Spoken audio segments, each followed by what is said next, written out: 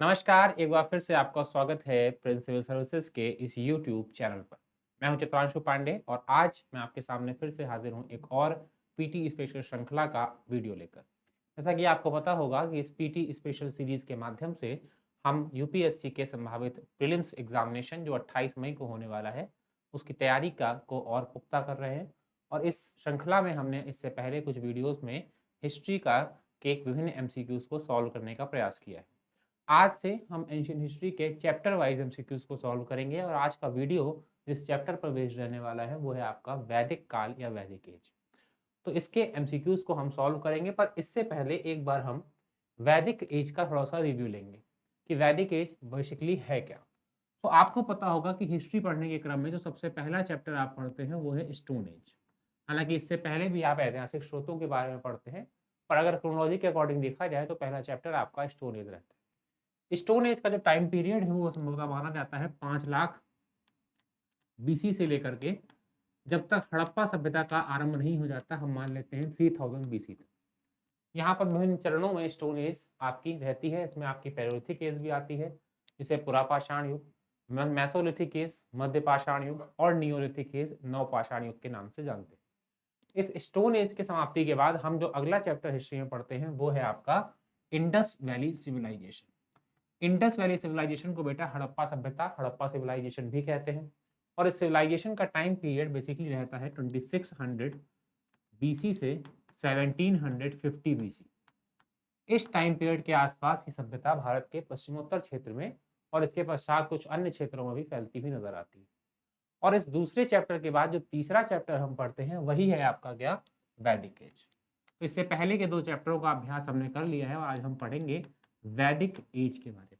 वैदिक एज का time period है 1500 से लेकर के 600 बीसी। और इसको वैदिक कहने का कारण क्या है? वैदिक एज को वेद इसलिए कहते हैं क्योंकि यहाँ पर आपकी रचना होती है किसकी? 4 वेदास की, यानी वेदों की। इन 4 वेदों में भी जो पहला वेद है जिसे हम ऋग्वेद कहते हैं, इसका रचना काल जो है माना जाता है 1500 से लेकर 1000 बीसी तक। और जो इसके बाद के 3 वेद हैं जिनको आप लेटर वेद्स भी कह सकते हैं, वो आपके टाइम पीरियड माने जाते हैं 1000 से लेकर के 600 बीसी तक। तो इस तरह से आप देखेंगे कि वेदों की रचना के आधार पर ही वैदिक काल को 2 भागों में बांटा जाता है। इसको हम बोलते हैं ऋग वैदिक पीरियड या फिर अर्ली वैदिक पीरियड, और इसको हम बोलते हैं लेटर वैदिक पीरियड या फिर उत्तर वैदिक काल। तो इस तरह से वैदिक काल का विभाजन आपके सामने होता है। अब इसी चैप्टर पर हम आगे के एमसीक्यूज सॉल्व करेंगे। तो आई होप आपका बैकग्राउंड एक बार फिर से क्लियर हो गया होगा। आपने जो पहले पढ़ रखा है चीज़ें आपको धीमे धीमे याद आ गई। चलिए शुरू करते हैं। पहला क्वेश्चन है, वैदिक और उत्तर वैदिक अवस्था जो मैंने जस्ट अभी आपको बताया में ग्रंथों के रचना काल के संदर्भ में निम्नलिखित कथनों पर विचार कीजिए। बहुत इजी क्वेश्चन है। 4 ही मेन ग्रंथ हैं इस समय के, चारों वेद, और जो मैंने जस्ट अभी आपको बताया उसी पर क्वेश्चन आ गया। पहला स्टेटमेंट कह रहा है ऋग्वेद की रचना जो है 1000 से 500 ईसा पूर्व में पश्चिमोत्तर भारत में हुई। क्या ये सही लग रहा है? मैंने अभी आपको बताया कि जो वैदिक एज का पहला फेज है ऋग्वैदिक एज या अर्ली वैदिक एज, वहां पर ऋग्वेद की रचना होती है 1500 से 1000। जबकि क्वेश्चन के स्टेटमेंट में दे रखा है 1000 से 500, जो गलत है। इसलिए एक स्टेटमेंट क्या हो जाएगा बेटा? गलत हो जाएगा।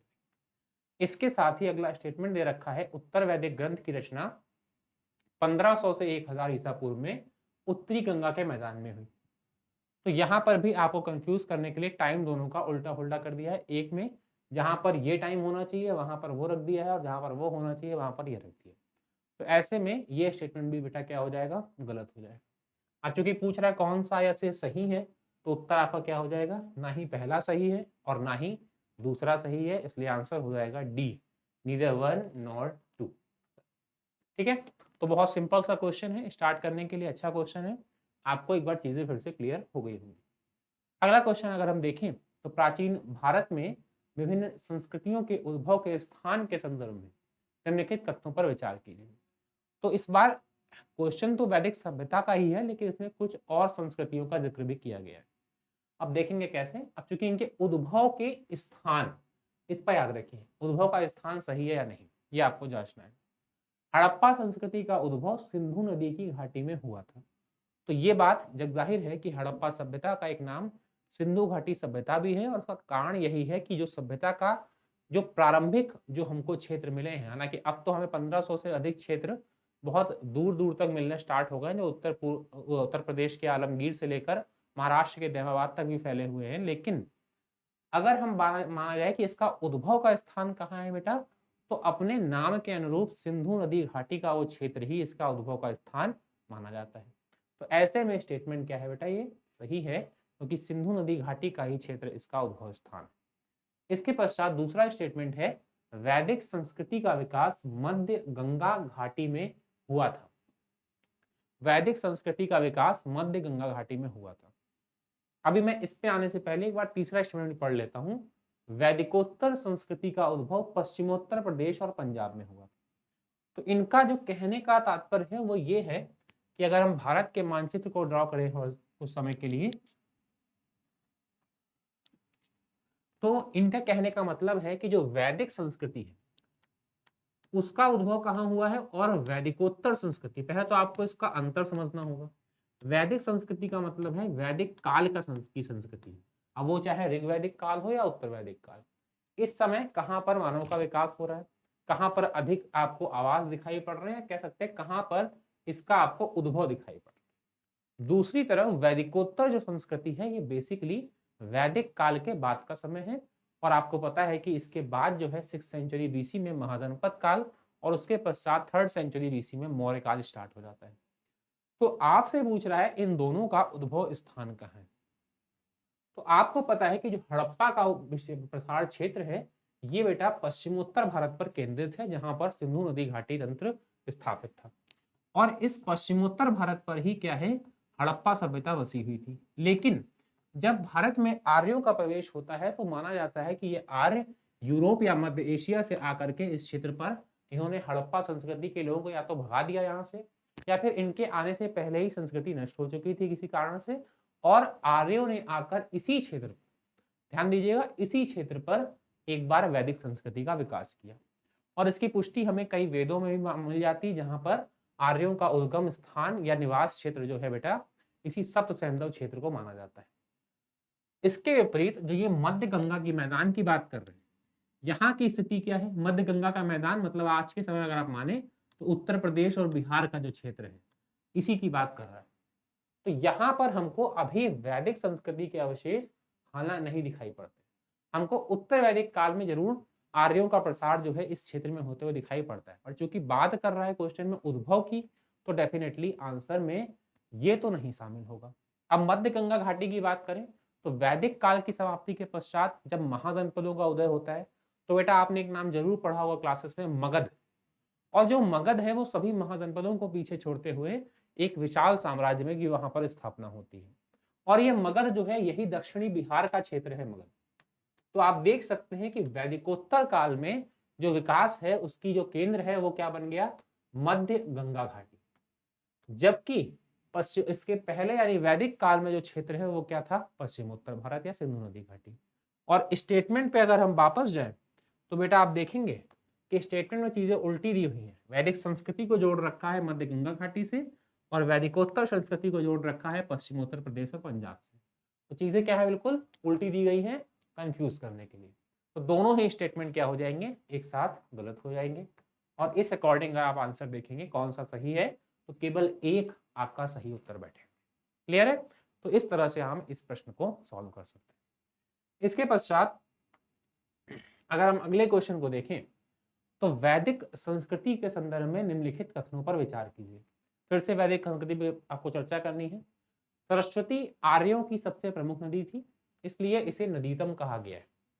तो यहाँ पर दो फैक्ट है। पहला फैक्ट, क्या आर्यों की, वही आर्य जिन्होंने आकर वैदिक सभ्यता को बसाया, उनकी प्रमुखतम नदी जो है या प्रमुख नदी सरस्वती थी, और क्या इसे नदीतम कहा गया है। तो पहले मैं दूसरे फैक्ट को क्लियर कर देता हूं कि हाँ, वेदों में आर्यों की प्रमुख नदी में सरस्वती को नदीतम कहा गया है, इसलिए ये बात तो सही है।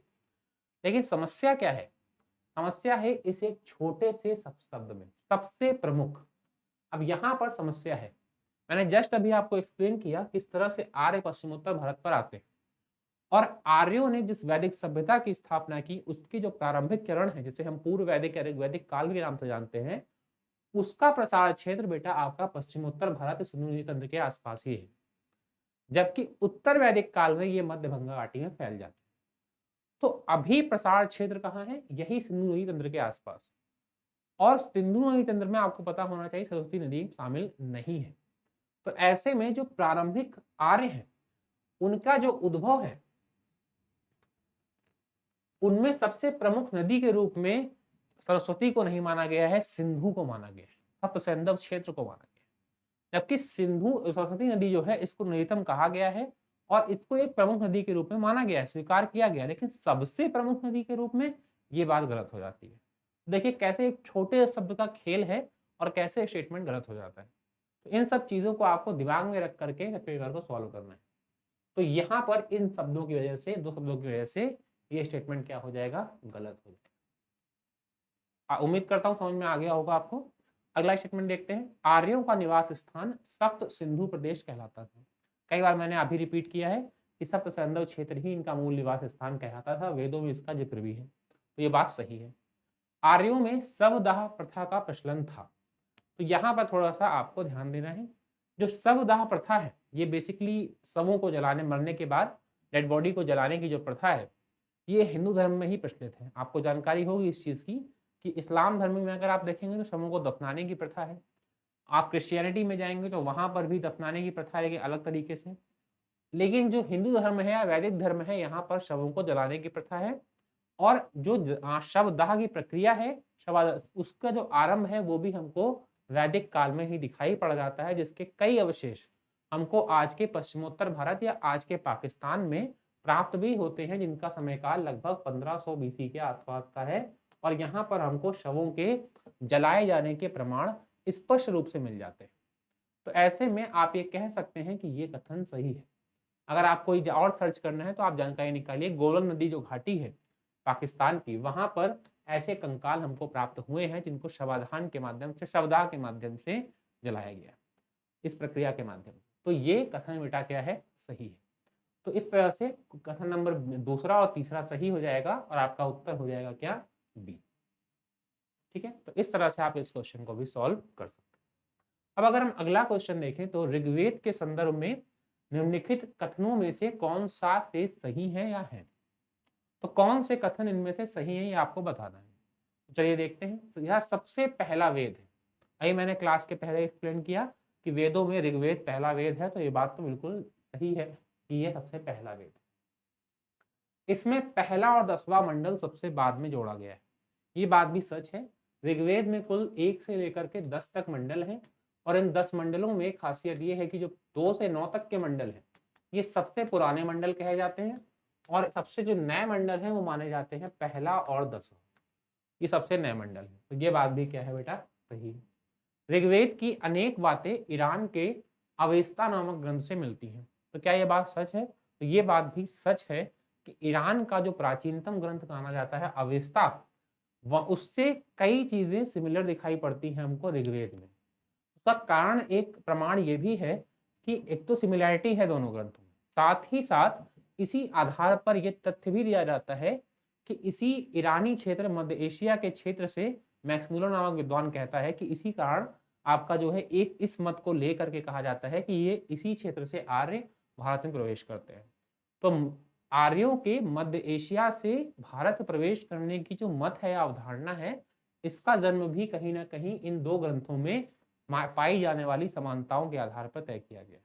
तो स्टेटमेंट ये क्या है बेटा? सही। तीनों ही स्टेटमेंट आपके सही हैं और आपसे पूछ रहा है कौन सा से सही है, तो आपका उत्तर क्या हो जाएगा? D 1, 2 and 3। राइट। तो सिंपल सा क्वेश्चन था, आपने इजीली सॉल्व कर लिया इसको। आगे देखते हैं। ऋग्वैदिक काल में राज्य व्यवस्था के संदर्भ में निम्नलिखित कथनों में से कौन सा से सही है? तो आपको इस बार पॉलिटिकल, जो उनका पॉलिटिकल स्ट्रक्चर है उसके बारे में चीजें पूछी गई हैं। तो एक बार क्वेश्चन पे जाने से पहले एक बार चीजों को रिकॉल करते हैं। ऋग्वैदिक काल एक तरह से कबीलाई समाज अभी स्थापित है। कबीले का जो मुखिया है वो सबका सबसे, जो कह सकते हैं, स्ट्रॉन्ग सदस्य या बहादुर सदस्य है, उसको बनाया जाता था और उस मुखिया के आधार पर उस कबीले को क्या करना है निर्धारित होता था। एक आध समिति का जिक्र मिलता है, सभा और समिति जैसी, जिनके माध्यम से राजा का चुनाव होता था। मूल रूप से ये पद आनुवंशिक रहता था। जबकि उत्तर वैदिक काल में चूंकि लोहे की खोज हो गई थी, कृषि बढ़ गया था, व्यापार बढ़ गया था, तो ऐसे में राजा की शक्तियां भी बढ़ गई थी और जन जो है वो अब जनपदों में परिवर्तित होने लग गए थे। और ऐसे में राजा का चुनाव आनुवंशिक न होकर कई जगह हमको ये प्रमाण मिलते हैं कि अब वो योग्यता के आधार पर भी हो रहा था। तो ऐसे में इस तरह से राज्य व्यवस्था में परिवर्तन आता हुआ दिखाई पड़ता है। अब हम प्रश्न पर आते हैं। पहला स्टेटमेंट कह रहा है इस काल में राजा का पद आनुवंशिक था। ऋग्वैदिक काल की बात कर रहा है, वैदिक की नहीं। ऋग्वैदिक में खासियत क्या है कि वैदिक काल के पहले चरण की बात कर रहा है। और मैंने अभी बताया आपको राजा का पद आनुवंशिक था और वो कबीले के मुखिया के रूप में कार्य कर रहा है। इस काल में सभा और समिति दोनों महत्वपूर्ण संगठन थे। ये बात भी सही है, दोनों ही महत्वपूर्ण संगठन थे। और इन संगठनों में सभा जो है मूल रूप से जो जन होते थे, कबीले होते थे, उनके जो वरिष्ठ सदस्य हैं या जो ब्राह्मण वर्ग है, जो ऊंचा वर्ग है, उनसे मिलकर बनती थी। समिति आम लोगों की सदस्य काउंसिल थी एक तरह से, जो राजा को राजकार्य में जो है सुझाव देती थी, मदद करती थी। और इन्हीं दोनों संगठनों की मदद से राजा शासन करता था। तो ऐसे में स्टेटमेंट ये भी बेटा क्या है, सही है। तीसरा स्टेटमेंट कह रहा है इस काल में स्त्रियां सभा और विदत में भाग लेती थी। विदत भी एक तरह की समिति ही थी। और आपको पता होना चाहिए कि जो वैदिक काल है, इसके दोनों चरणों में स्त्रियों की स्थिति में जमीन आसमान का अंतर है। पहले चरण में यानी ऋग्वैदिक काल में स्त्रियों की स्थिति बहुत बेहतर नजर आती। गार्गी, अपाला, घोषा जैसी कई विदुषियों का उदाहरण मिलते हैं जो वेदों के अध्ययन अध्यापन से जुड़ी हुई थी। जबकि दूसरी तरफ जो ऋग्वैदिक काल, उत्तर वैदिक काल है, वहां पर समाज में बहुत त्वरित परिवर्तन आते हुए दिखाई पड़ते हैं और स्त्रियों की स्थिति में गिरावट नजर आती है। अब चूंकि यहाँ पर पहले वाले काल की बात कर रहा है और यहाँ पर मैंने आपको बताया कि स्त्रियों को राजकीय अधिकार भी प्राप्त थे, शिक्षा का अधिकार भी प्राप्त था, धार्मिक कार्यों में भाग लेने का अधिकार प्राप्त था। तो ऐसे में वो इनमें भी भाग लेती थी। जबकि अगर यही बात उत्तर वैदिक काल में कहा जाए तो वो गलत हो जाएगी। समझ पा रहे हैं? तो इस तरह से तीनों ही स्टेटमेंट आपके क्या है, सही है। उत्तर हो जाएगा क्या बेटा, डी। क्लियर? चलिए आगे बढ़ते हैं। तो आज फिलहाल इतना ही क्वेश्चन रखते हैं। जल्दी ही मुलाकात होगी अगले वीडियो में एक और चैप्टर के साथ। उसको रिवाइज करिए और अगले वीडियो का वेट करिए। तब तक के लिए थैंक यू, टेक केयर।